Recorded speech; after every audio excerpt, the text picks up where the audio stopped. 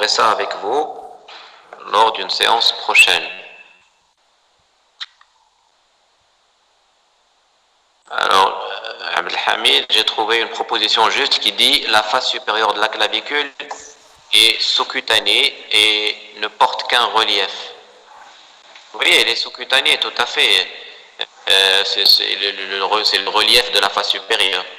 Oui. Il est sous-cutané, c'est-à-dire sous la peau, et donc exposé au traumatisme.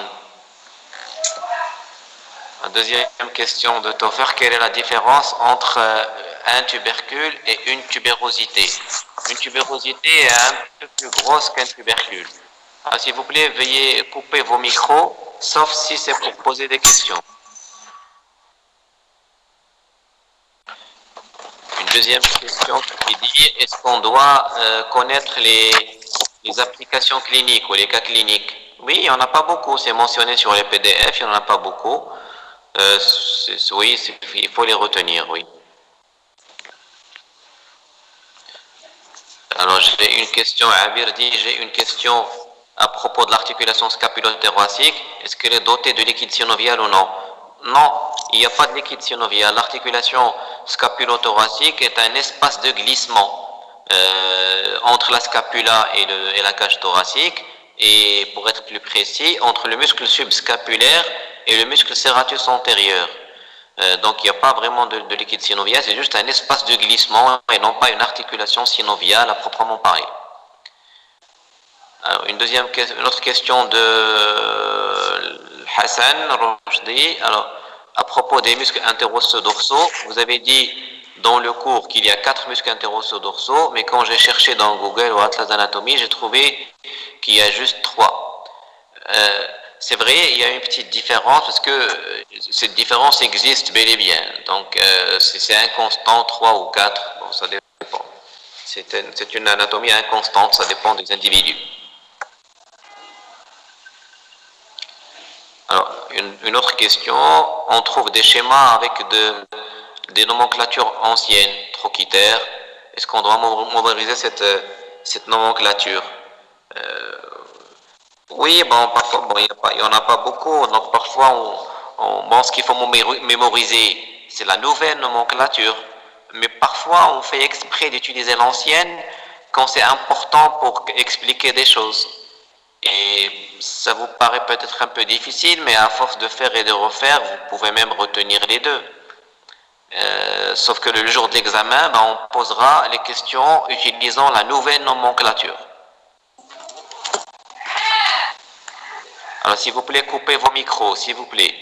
Sauf si pour poser des questions. Alors, Aya dit comment on peut distinguer entre les différents types d'articulations. J'ai pas compris la question. C'est-à-dire, on a fait la classification des articulations, les mobiles, semi-mobiles et immobiles, et puis les mobiles ou synoviales, on les a classés en fonction de la forme de la surface articulaire. Voilà. Alors, notre question, est-ce qu'on peut appeler la cavité glénoïde une cavité cotyloïde? Non. La cavité glénoïde, c'est au niveau de la scapula. La cavité cotyloïde, c'est l'acétabulum, au niveau de l'os coxal. Donc, c'est deux choses différentes. L'ulna, est-ce qu'il s'articule avec le carpe? Pas du tout. L'ulna n'intervient pas du tout dans l'articulation du poignet. L'ulna donc ne répond pas au carpe. Il y a ce qu'on appelle le ligament triangulaire ou disque articulaire qui s'interpose entre la tête ulnaire et les os du carpe. Mais je vais vous remontrer ça avec des schémas. Donc, ulna ne répond pas au carpe.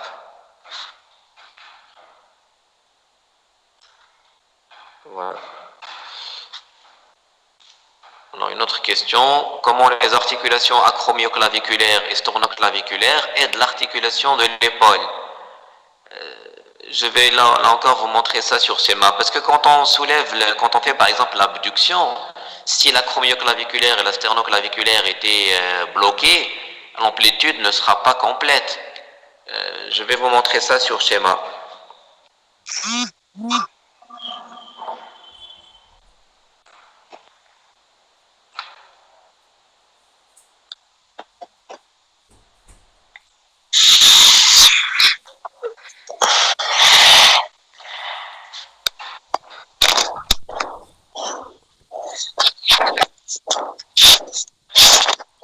Alors, peut-on considérer les os sésamoïdes comme étant des os courts?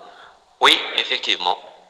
On peut les considérer comme étant des os courts. Parce que, bon, leurs dimensions sont sensiblement égales.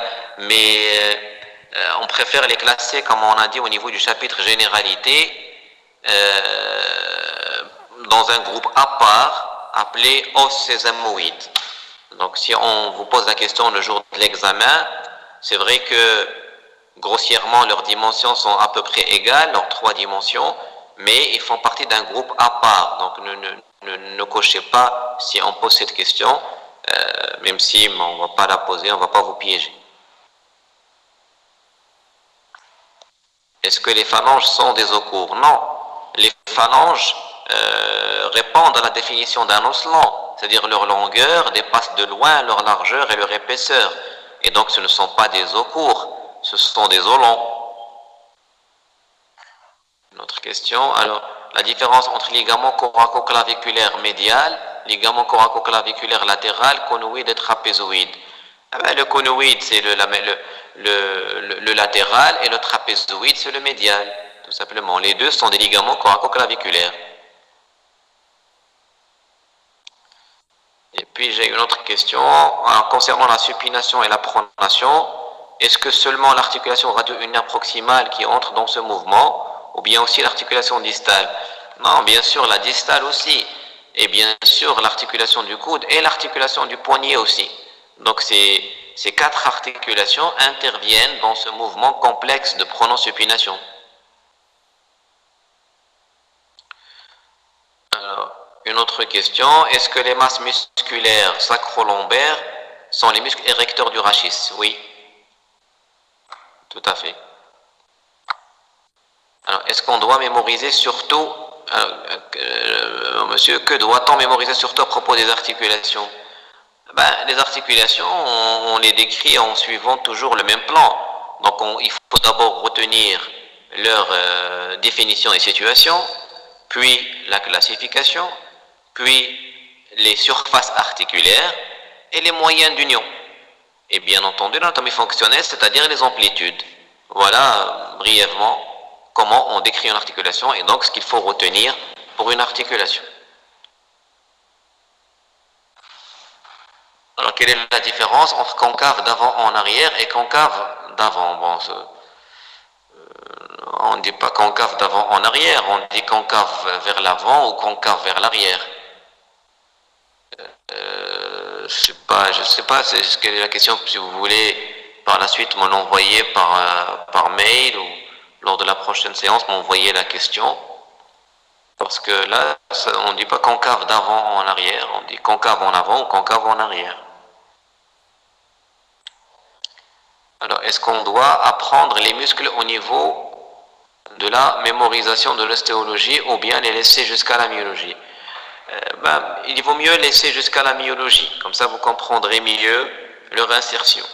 D'accord? Donc vous étudiez donc l'ostéologie, donc les structures osseuses et tout, et puis en faisant la myologie, vous allez mieux comprendre le muscle. Donc en revenant lors de la deuxième couche revoir l'ostéologie, ça deviendra très facile. Lors de la première couche, il vaut mieux étudier que l'ostéologie.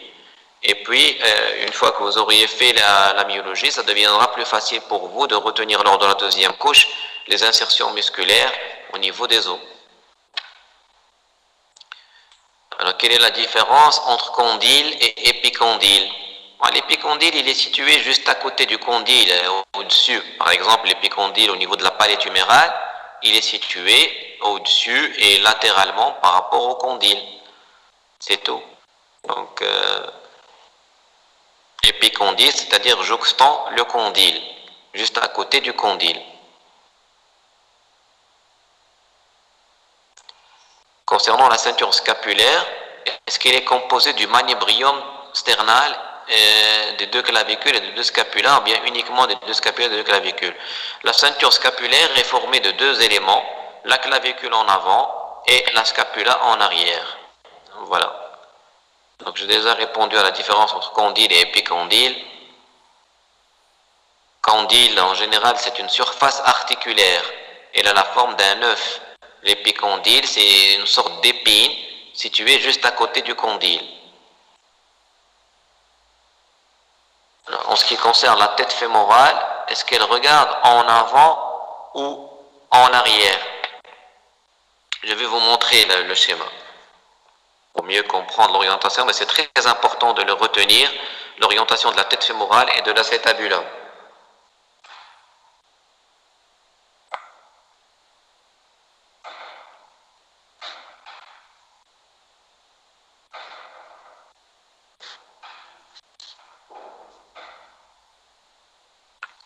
Pourquoi les articulations ont plusieurs degrés de liberté et d'autres non? Ça dépend des surfaces articulaires. Ça dépend de la forme des surfaces articulaires. Par exemple, pour la scapulo-humérale, c'est une sphéroïde, et donc les surfaces donc, sont sphériques, et donc ça bouge dans tous les sens. Par contre, une trochléenne, comme au niveau du coude, on peut avoir qu'un seul degré de liberté. Donc ça dépend de la forme des surfaces articulaires. Quelle est la différence entre un ligament et un faisceau? Un faisceau de quoi? Un faisceau, c'est un segment, c'est une partie d'un ligament ou une partie d'un muscle. D'accord? C'est-à-dire un ligament peut avoir deux faisceaux, c'est-à-dire deux parties, si vous voulez. Et un muscle aussi est constitué de plusieurs faisceaux. La deuxième, l'autre question, c'est la patella est-elle un os spongieux ou compact? On peut pas, c'est-à-dire au niveau d'un os, on trouve un os compact, c'est-à-dire une corticale à l'extérieur, en périphérie, et de l'os spongieux à l'intérieur, comme au niveau, par exemple, de l'os coxal, ou comme au niveau de la scapula, etc. C'est pareil aussi pour la patella. Un os ne peut pas être uniquement os spongieux. D'accord? Il y a d'abord une corticale externe et de l'os spongieux à l'intérieur. L'autre question, quels sont les métacarpes qui contiennent les muscles interosseux palmaires? Ils ne contiennent pas, c'est-à-dire au niveau, vous voulez dire entre les métacarpiens, il y a des espaces, ce sont les espaces interosseux où on trouve les interosseux palmaires du côté palmaire et dorsaux du côté dorsal. Que signifie le terme ligament actif? En fait, les tendons, par exemple le tendon du muscle supraépineux, le tendon du muscle supraépineux par exemple, il colle à la capsule articulaire de l'articulation scapulo-humérale. En fait, c'est un tendon, mais comme il colle à la capsule, on peut considérer que c'est un ligament. Mais c'est un ligament qui fait partie d'un muscle, par exemple le supraépineux. Donc, on dit que c'est un ligament actif. D'accord? Mais c'est vrai, c'est une bonne question, parce que c'est vrai qu'on dit que les ligaments sont des moyens d'union passifs. Mais quand il s'agit de tendons d'un muscle qui colle à une capsule, on le considère comme étant un ligament, mais un ligament actif. Voilà donc l'explication.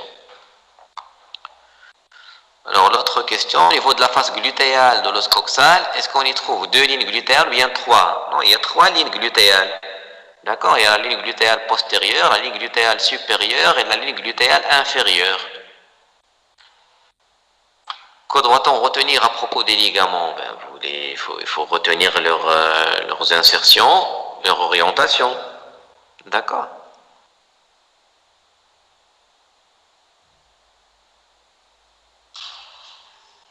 Bon, les ligaments s'insèrent sur le pourtour des surfaces articulaires.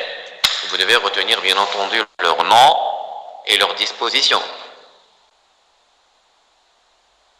L'autre question, est-ce que le tubercule de Lister fait différence entre la face latérale et dorsale? Ou elle fait différence entre le sillon du muscle long et l'extenseur du pouce et le muscle extenseur des doigts et de l'index? Le tubercule de Lister est un tubercule situé à la face postérieure de l'extrémité distale du radius.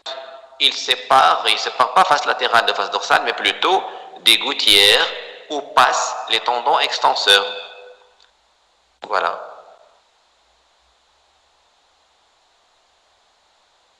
Mais bon, c'est un détail.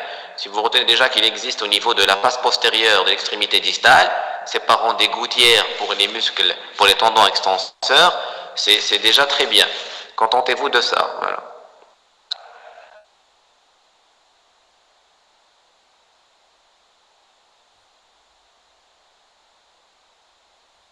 clavicule est des situations profondes, sous-musculaires. Non, c'est faux.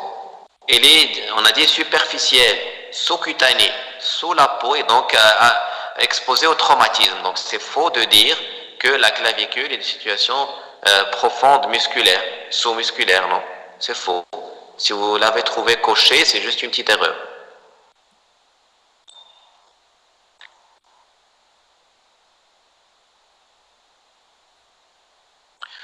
Alors, l'autre question dit les degrés de mouvement affichés sur le texte du cours sont toujours les mêmes ou alors ça dépend de la souplesse des personnes. Les degrés qu'on met sont les degrés habituels qu'on trouve chez la plupart des personnes, mais c'est vrai que chez certaines personnes qui sont très souples, on peut obtenir des degrés plus importants. Pourquoi? Parce que les ligaments chez ce genre de personnes sont très souples et ça explique pourquoi on se retrouve alors avec des degrés plus importants.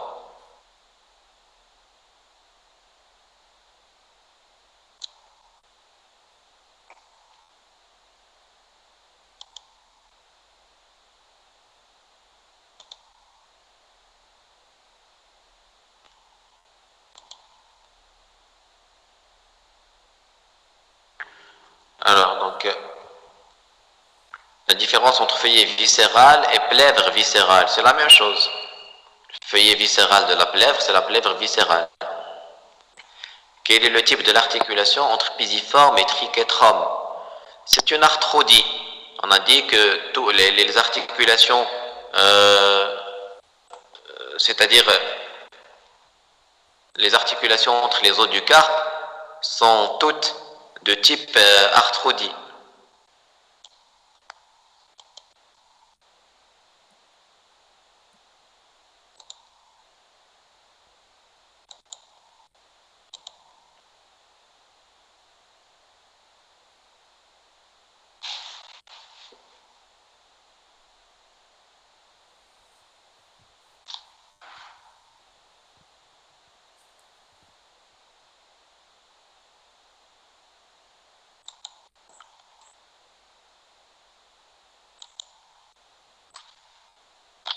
Quel est le type de l'articulation entre pisiforme et triquetrum? C'est quoi la bandelette centrale? La bandelette centrale de quoi? Expliquez-moi.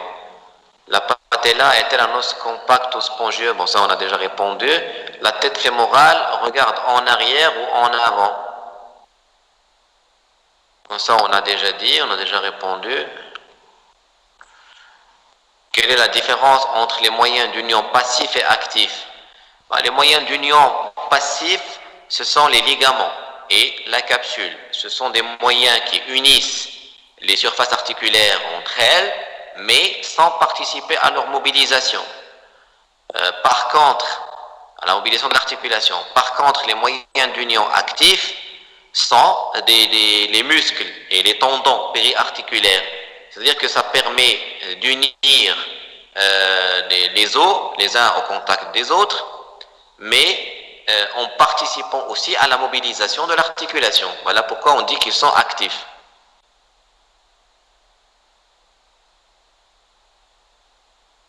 Alors, l'autre question, s'il vous plaît, est-ce qu'on va avoir de la myologie au niveau de la prochaine épreuve? Bien sûr. Bien sûr que vous aurez des questions à propos de la myologie, c'est sûr. Pas que l'ostéologie.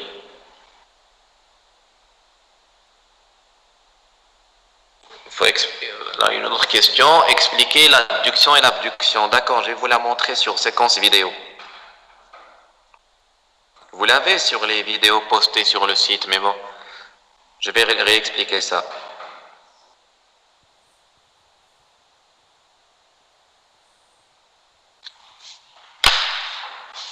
Je suis en train de prendre note des questions qui vont demander à utiliser des schémas. Et puis je vais rentrer en contact avec vous une autre fois et vous expliquer tout ça sur schéma.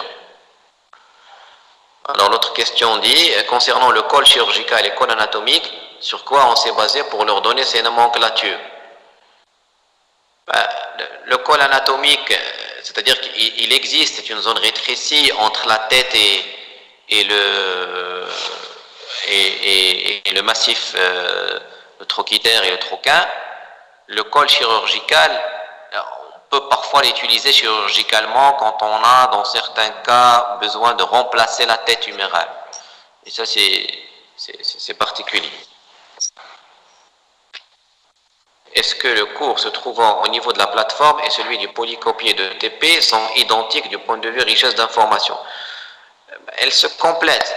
Donc les cours se complètent. Je vous ai posté le cours de polycopier de TP juste pour, c'est-à-dire compléter ou expliquer certaines choses.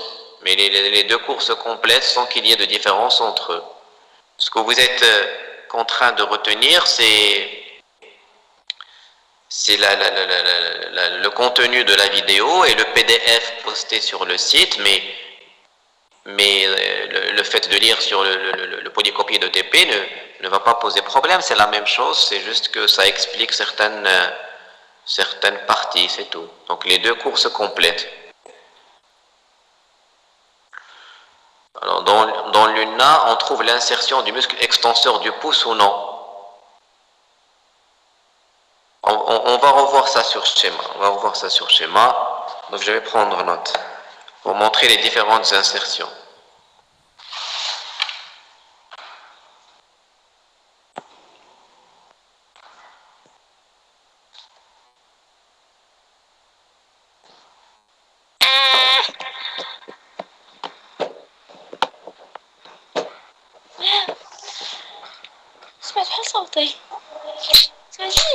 Il faut couper le micro, s'il vous plaît. Donc, sauf pour poser les questions. Les valeurs concernant les valeurs et degrés de mouvement, je remarque que ça varie d'un livre à l'autre. En fait, pas vraiment. Bon, il peut y avoir une petite différence, pas beaucoup.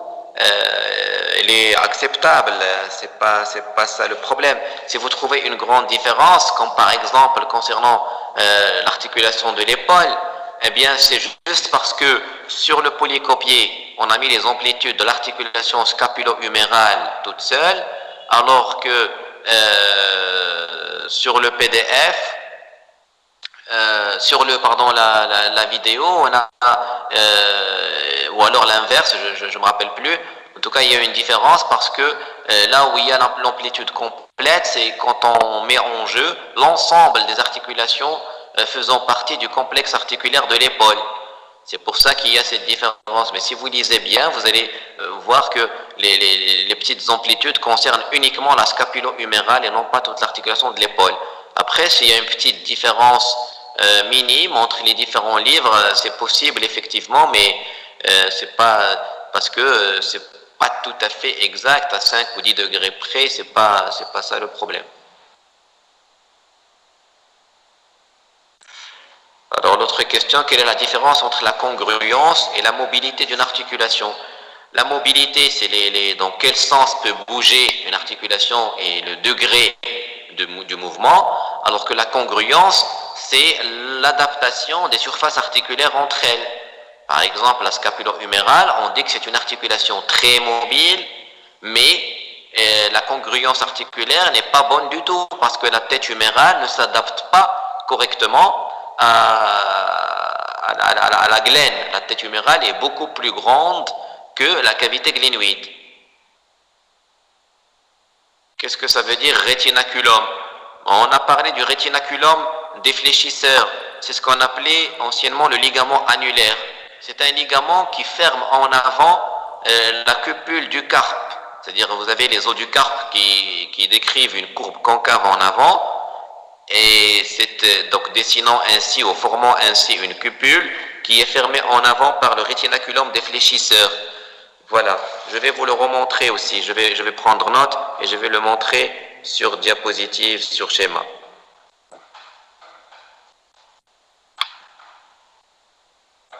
Il va former le canal carpien avec la cupule carpienne.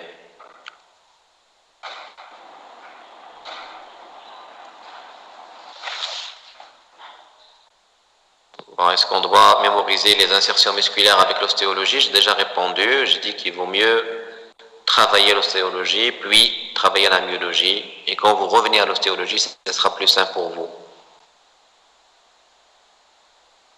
C'est quoi un foramen?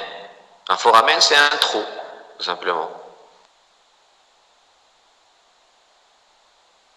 Est-ce que la membrane interosseuse joue un rôle dans l'arrêt de la pronosupination? Elle joue un grand rôle dans la pronosupination, effectivement. Si elle est déchirée, la pronosupination ne peut pas se faire. Parce que c'est elle qui fait basculer le radius autour de l'ulna lors du mouvement de pronation. Que signifie septum intermusculaire?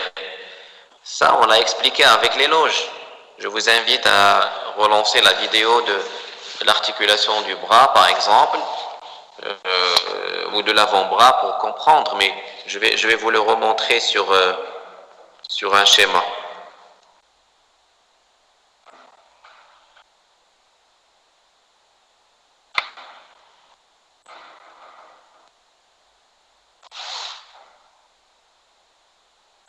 Ligament actif.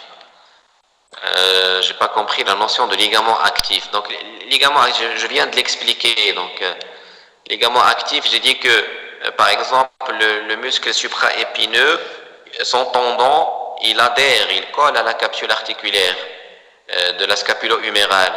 Et donc, on considère ce tendon comme étant un ligament actif parce que il va non seulement unir l'articulation, mais participer à sa mobilisation. Voilà, je l'ai expliqué tout à l'heure. Alors, est-ce que le faisceau et le chef ont le même sens? Oui, on peut considérer qu'ils ont le même sens.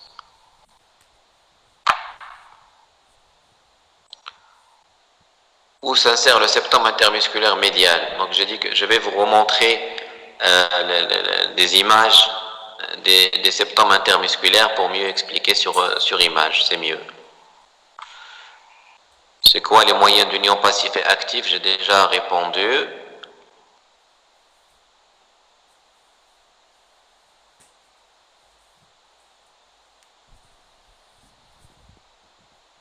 L'articulation, les amplitudes de l'articulation sternocostoclaviculaire, je vais les reprendre.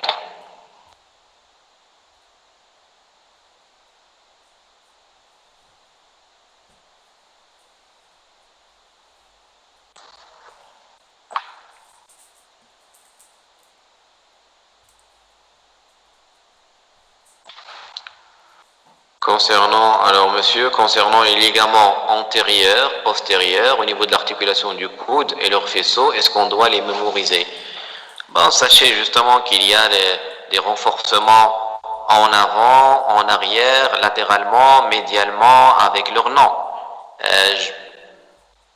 C'est pas la peine de retenir carrément là où s'insère chacun des faisceaux, mais il y a plusieurs ligaments au niveau de l'articulation du coude, c'est cité au niveau de la vidéo et au niveau du document PDF, c'est ce qu'il faut retenir. Il ne faut pas oublier le ligament carré, le ligament annulaire, qui sont intra-articulaires, et puis il y a les autres ligaments en avant, en arrière, latéralement et médialement, vous avez leur nom. C'est ce que je vous demande de retenir. Et non pas les insertions de chacun des faisceaux, ça va être compliqué pour vous.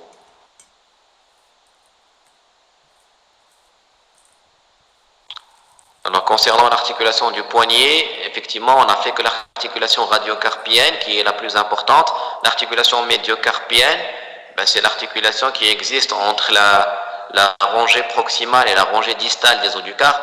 C'est ce que vous devez savoir. On n'a pas détaillé, c'est surtout la radiocarpienne qu'il faut connaître avec plus de détails.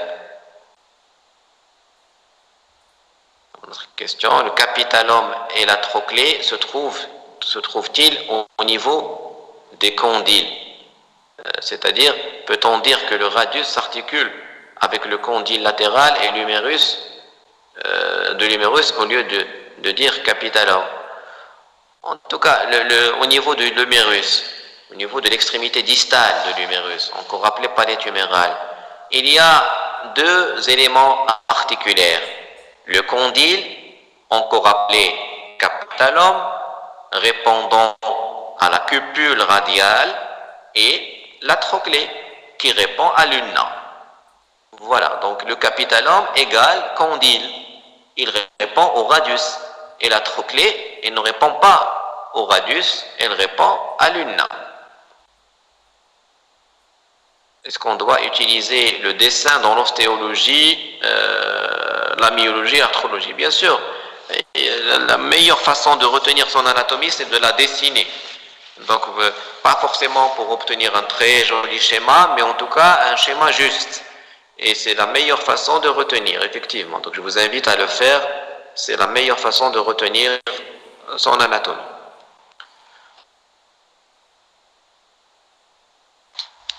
Alors, l'autre question, la ligne glutéale inférieure est-elle confondue avec la ligne arquée?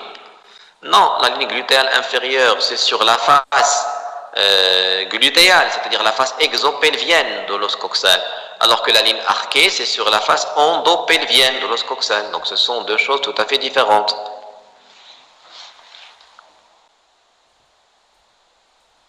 Quel est le rôle de la bourse subcutanée? Je ne sais pas de quelle bourse vous parlez, précisez-moi l'endroit pour vous expliquer. Alors, c'est quoi une aponévrose? Donc, ça aussi, on a expliqué dans le chapitre généralité. L'aponévrose, elle entoure le muscle. Donc, j'avais expliqué que le périoste entoure l'os et l'aponévrose, ou fascia, c'est la même chose, entoure le muscle. Et entoure aussi un groupe de muscles, ce qui permet de délimiter des loges. C'est ce qu'on a expliqué avec les généralités, mais de toute façon, je vais y revenir quand j'aurai à réexpliquer le septum intermusculaire.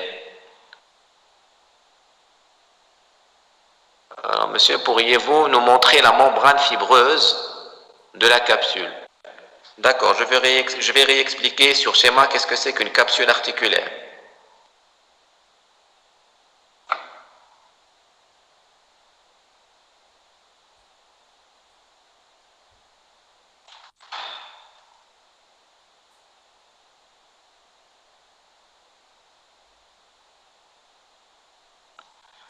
Alors, nous avons dit que la capsule protège les surfaces articulaires. Contre quoi exactement elle les protège? Elle garde les... C'est-à-dire, elle a d'abord... S'il n'existe pas, bon, il y a, comme on a expliqué, le liquide synovial à l'intérieur, mais s'il n'existe pas, ça sera donc ouvert à toute infection, tout microbe, ça sera ouvert à... la luxation sera fréquente et ça sera vraiment catastrophique. Donc la capsule, elle protège donc l'articulation, tout d'abord de l'infection, mais aussi de tout ce qui peut entraîner un problème mécanique au niveau de l'articulation. Voilà. Ces deux propositions, si on les trouve en QCM, la capsule articulaire est élastique, la capsule articulaire est rigide, on va les considérer toutes les deux vraies. La capsule articulaire, elle a une certaine élasticité, mais bon, on ne va pas reposer ce genre de questions, ne vous inquiétez pas. C'est un petit peu flou, effectivement. La capsule fibreuse est rigide, en fait elle a une certaine élasticité, mais elle n'est pas élastique comme la peau, on va dire. Mais bon, c'est vrai que ça peut être une confusion et donc on ne va pas poser ce genre de questions.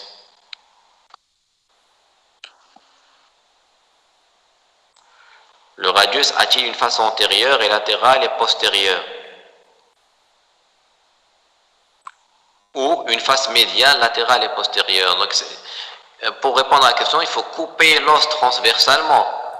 Donc, pour le groupe avec lequel j'étais hier, j'ai expliqué ça. Quand on le coupe transversalement, on obtient un triangle dont le sommet regarde vers le dedans. Et donc, le radius aura donc une face antérieure, une face postérieure et une face latérale. D'accord? Il ne peut pas avoir de face médiale. Au lieu qu'il ait une face, il a un bord médial, c'est le bord interosseux. L'autre question, est-ce qu'on doit apprendre les muscles épicondyliens latéraux et médiaux? Oui, bien sûr. Donc au niveau de l'avant-bras, il faut les connaître par cœur.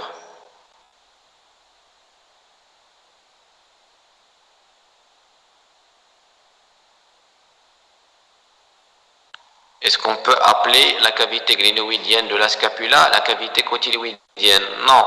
J'ai dit que la cavité cotyloïdienne, c'est l'acétabulum, c'est au niveau de l'os coxal. La cavité glénoïdienne, elle est au niveau de la scapula, c'est la glène de la scapula.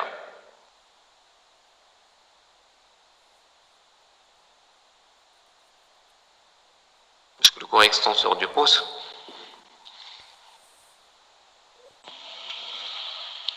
Je reprendrai les insertions musculaires de l'ulna sur schéma, ne vous inquiétez pas.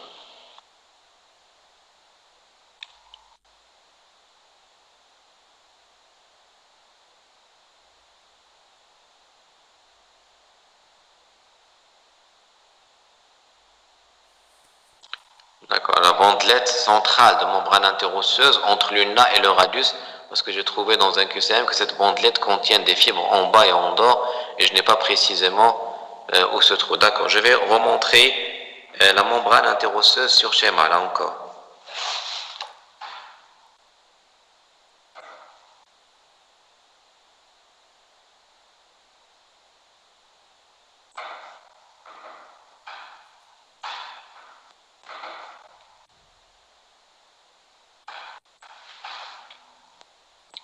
C'est quoi une insertion inconstante?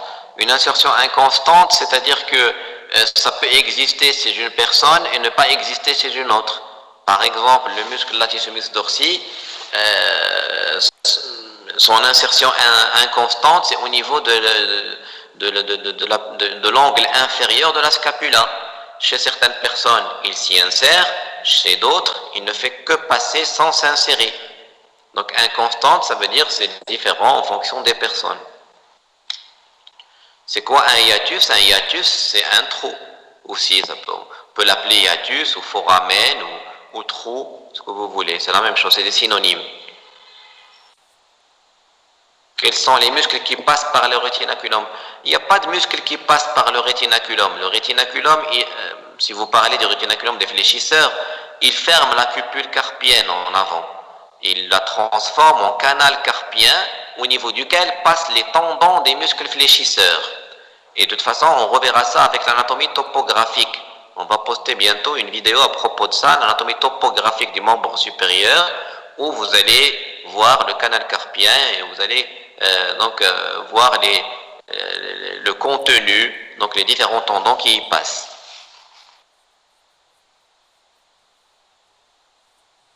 J'ai pas compris le rôle accessoire de l'artère du ligament rond.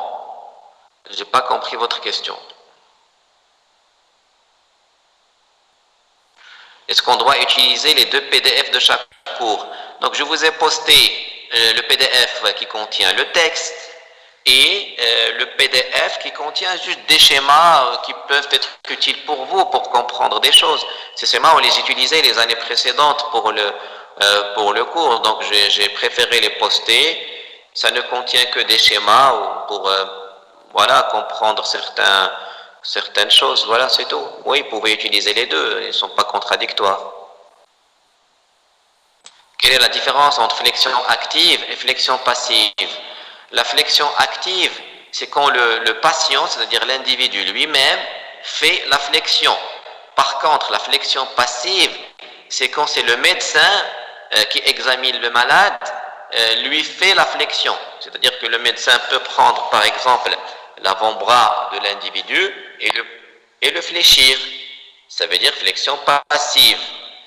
La flexion active, c'est quand le malade lui-même, le médecin lui demande de fléchir tout seul le coude ou l'épaule, ce que vous voulez, les articulations qu'il est en train d'examiner. Donc flexion active, c'est le patient lui-même qui fait tout seul le geste, et passive, c'est quand il ne fait rien, et c'est le médecin qui va lui faire le geste, qui va lui imprégner le mouvement de flexion ou d'extension, ce que vous voulez. Voilà. Quelle est la différence entre le muscle biceps et le muscle triceps? Il y a une grande différence, ça n'a rien à voir. Le muscle biceps, si vous parlez du membre supérieur, le biceps, il fait partie de la loge antérieure, et le triceps, au niveau du membre supérieur, il fait partie de la loge postérieure du bras. Si vous parlez de la jambe, on n'a pas encore étudié la jambe. Bon, il y a le triceps sural aussi, mais ça, donc le biceps, il est antérieur, le triceps est postérieur, ça n'a rien à voir. Je vous invite à voir la vidéo concernant la myologie du bras. C'est quoi un tissu conjonctif mésenchymateux? En fait, c'est un tissu embryonnaire, c'est le précurseur, c'est-à-dire c'est lui qui va se transformer en un certain nombre de tissus, notamment l'os, etc. Donc c'est embryologique, c'est un tissu embryologique, le tissu mésenchymateux.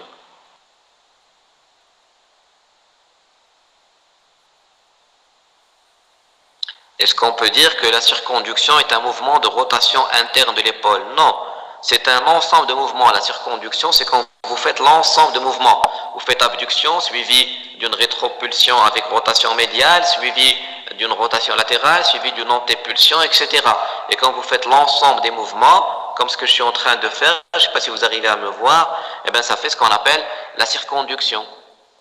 C'est l'association des différents mouvements l'un après l'autre, au niveau de l'épaule et au niveau de la hanche.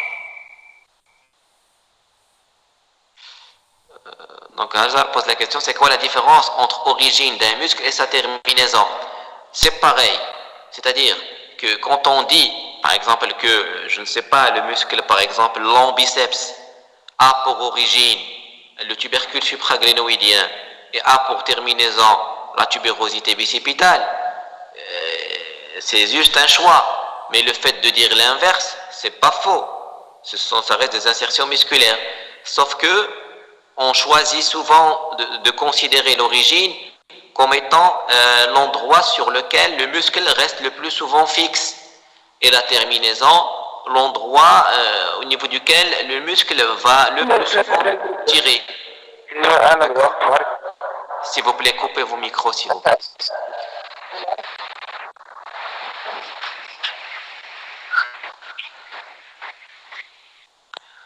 Alors, l'autre question, quelle est la différence entre muscle biceps brachial et chef long du biceps brachial? Le biceps brachial, le muscle biceps brachial est composé de deux chefs. Un chef long qui s'insère sur le tubercule supraglénoïdien et un chef court qui s'insère sur le sommet du processus coracoïde. Et les deux, chef court plus chef long, égale biceps brachial.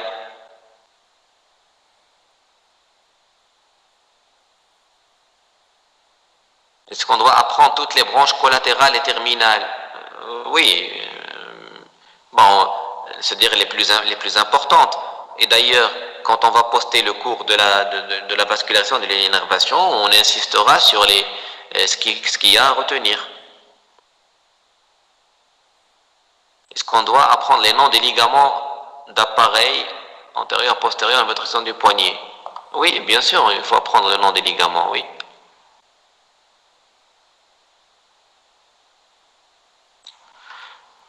Est-ce que le radius s'enroule autour de l'ulna en pronosupination ou juste la pronation?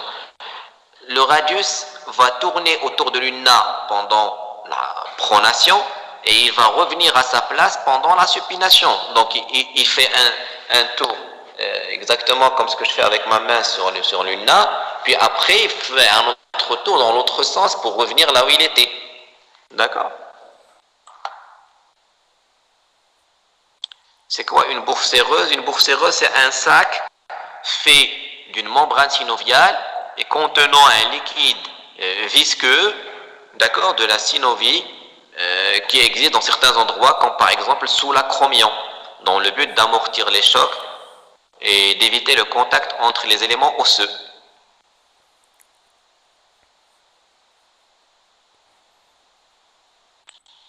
Alors, Nada pose la question par rapport à la moelle osseuse jaune. La moelle osseuse jaune, c'est la moelle osseuse qu'on trouve au niveau du canal médulaire, c'est-à-dire au niveau du vide qui existe au niveau du corps désolant. Par contre, la moelle osseuse rouge existe au niveau des épiphyses désolants et au niveau des os plats, et c'est cette moelle osseuse rouge qui fabrique les cellules de sang. La moelle osseuse jaune, en fait, elle est faite surtout de graisse et comme j'ai dit, elle comble le canal médulaire.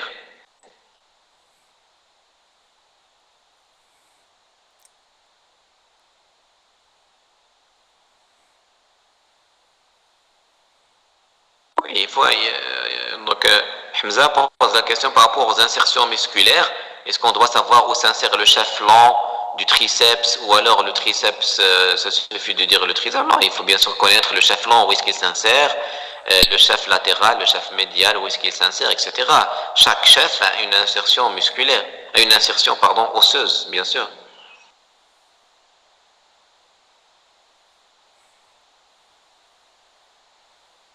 Quelle est la différence entre un ligament intra-extra-articulaire et intra- et extra-synovial? Il n'y a pas de ligament intrasynovial.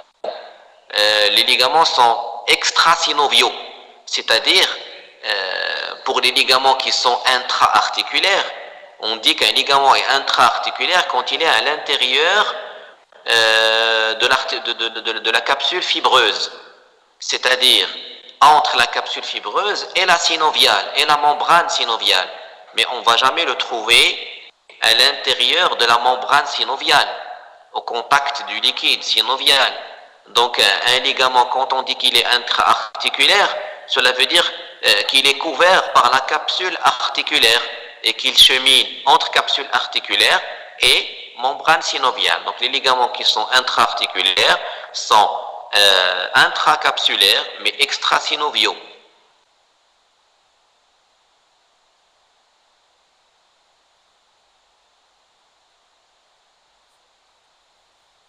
Est-ce qu'il faut retenir les constituants de la paroi bronchique? Bien sûr. Oui. Est-ce qu'on doit apprendre les insertions des ligaments qui contribuent aux articulations? Oui, j'ai répondu à cette question. Oui, il faut retenir c'est-à-dire leur insertion au voisinage du cartilage articulaire. On ne va pas vous poser la question où exactement s'insère le ligament X. Ce qu'on va vous poser comme question, c'est par exemple citer les ligaments de l'articulation X, scapulo-huméral ou du coude, ou, voilà, mais on ne va pas vous dire le faisceau du ligament tel s'insère sur le processus osseux tel. Ça sera beaucoup de détails pour vous.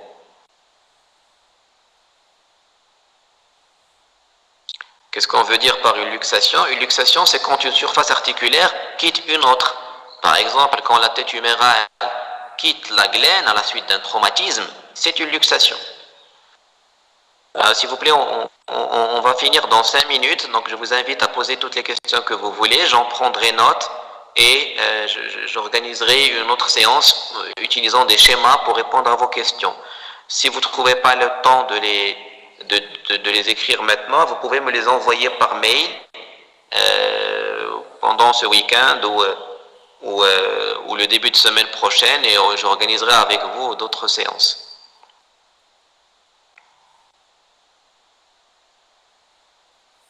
Concernant la coiffe des rotateurs, doit-on retenir uniquement les muscles qui la constituent, car ce n'est pas détaillé sur le PDF. Si, on a bien détaillé les muscles de la coiffe des rotateurs, à la fois sur le PDF et sur la vidéo, vous devez les retenir. C'est une question d'ailleurs classique d'examen, on vous demande parmi les muscles suivants quels sont les muscles de la coiffe des rotateurs. C'est classique comme question. Alors, est-ce que le muscle fessier et le muscle glutéal désignent la même chose au niveau du fémur? Oui, muscle fessier, c'est muscle glutéal. Muscle glutéal, c'est la nouvelle nomenclature de muscle fessier, tout simplement. Est-ce qu'on doit connaître le trajet des muscles? Bien sûr. Mais le plus simple à faire, c'est de retenir le schéma. Si vous retenez le schéma, ce sera facile pour vous de retenir le trajet du muscle.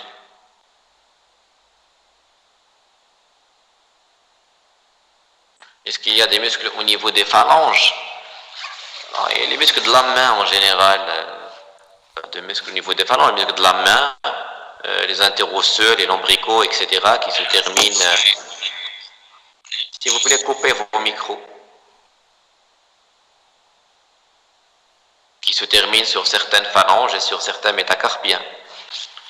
L'anatomie topographique va-t-elle être présente? Bien sûr, dans l'examen, oui. Le cours est déjà fait, on va le poster, voilà, au moment voulu, et puis bien sûr que ça fera partie de l'examen. L'éminence iliopubienne. D'accord, je vais... de toute façon, on fera le TD là-dessus. Éminence iliopubienne. Et vous aurez le cours qui n'est pas encore posté concernant le membre inférieur. Concernant le... qui est posté, non, on l'a posté déjà, concernant l'ostéologie du membre inférieur. Je vais vous montrer sur schéma l'éminence iliopubienne. Ok. C'est quoi la différence entre le fascia et le liquide synovial? Le fascia, c'est l'aponévrose. Le liquide synovial, c'est un liquide sécrété par la membrane synoviale. Donc, c'est au niveau d'une articulation, le liquide synovial, alors que le fascia, c'est l'aponévrose qui entoure le muscle. Où s'insère le muscle scapulaire, scapularis, subscapulaire, vous voulez dire, subscapulaire. Au niveau de la scapula, il occupe la fosse subscapulaire.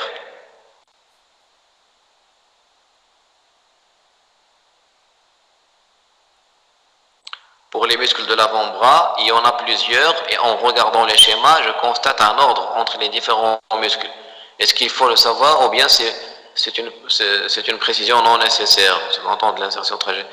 Non, il faut bien sûr retenir la disposition des muscles par couche. Et même le cours des muscles, on l'a fait de cette manière.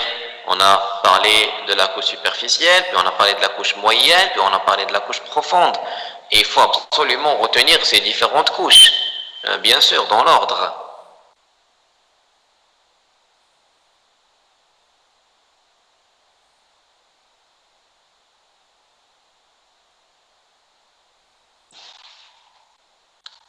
Pourquoi il y a 4 veines pulmonaires?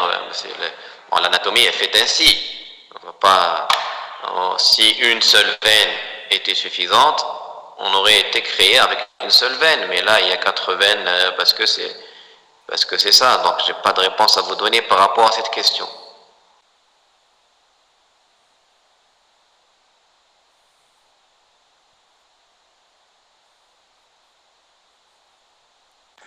Dans la circonduction, il n'y a pas de rotation. Si, il faut absolument faire une rotation. Regardez, quand je fais tourner l'épaule, à un certain moment, je fais la rotation. La tête, elle va subir une rotation.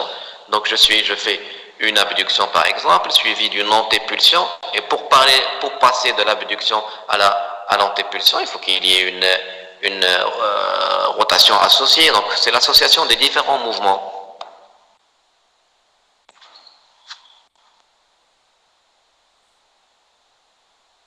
Alors, s'il vous plaît, pour les autres questions, on est obligé de s'arrêter là, il est déjà 13 heures. Donc, pour les autres questions, vous pouvez me les envoyer par mail, je vais les organiser et entrer en contact avec vous pour y répondre. D'accord? Pour les questions auxquelles je n'ai pas encore répondu, vous les postez par mail et on organise une séance avec vous très prochainement. Voilà. Voilà, donc je vous remercie pour votre attention et on se donne rendez-vous bientôt pour répondre à toutes les questions. Voilà. Merci, prof. Merci à vous, bon courage, protégez-vous.